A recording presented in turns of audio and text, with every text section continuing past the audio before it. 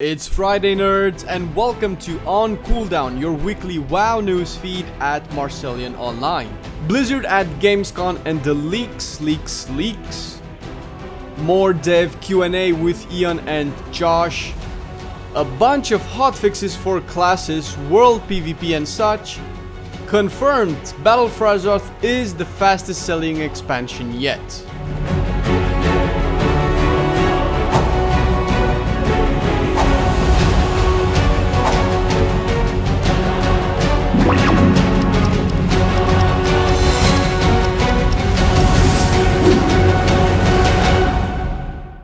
Hello people, and I hope you've had an amazing week playing what seems to be a fantastic expansion so far. Make sure to take a break and subscribe to our channel and enable those notifications. It makes the children really happy. But on to the news. Battle for Azeroth is officially the fastest selling expansion to date, with over 3.4 million copies sold on day one globally. Following the success Legion had, Blizzard is riding a high wave when it comes to the 14-year-old MMO game.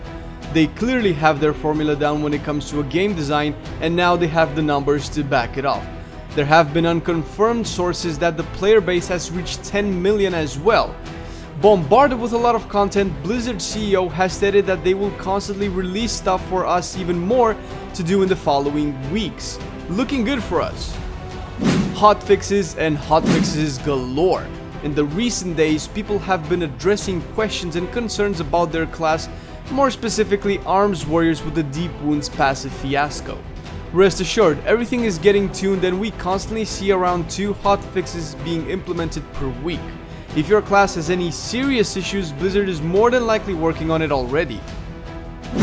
Speaking of the devils, Ian and Josh just finished another Q&A with the community where they addressed the above mentioned Deep Wounds, as well as other things.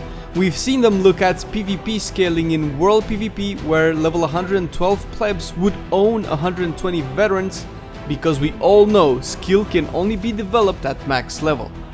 But the number scaling did indeed seem to be off, so they've adjusted it so as to not favor low levels as much. Also, for our gold loving hearts, they are addressing the auction house lag, finally.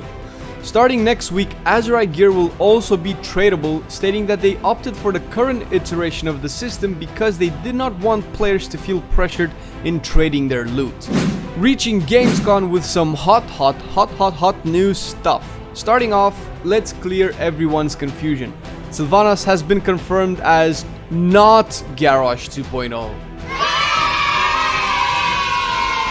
Among other things, they have classified the burning of Teldrassil as a part of a bigger story they want to tell us, mentioning that BFA story will be very long. This is actually very promising because knowing the story will not start to dwindle and drift apart as the expansion progresses is amazing. Of course, we had the same with Legion and other expansions where they've progressed the story, but to an extent, we kind of knew where the story would be going back then. Right now though, we can speculate, we can assume from the unconfirmed sources that the next raid will feature Azara, which would not be a surprise to anyone at this point considering the build-up and what we see in certain dungeons and questlines. Lastly, by the time you are watching this episode, Warbringer's Azara will probably have aired at Gamescon, so make sure to catch it on whatever media you can. The week is not over and it seems we will have one of the coolest starts to an expansion yet, so stay tuned and subscribe to Marcelian&Flame. You will get daily videos on WoW PvP, PvE, gold making and much more. Don't leave without a comment below. We would like to hear what you guys think about the Jaina storyline.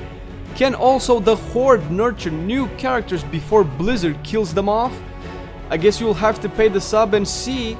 Ciao!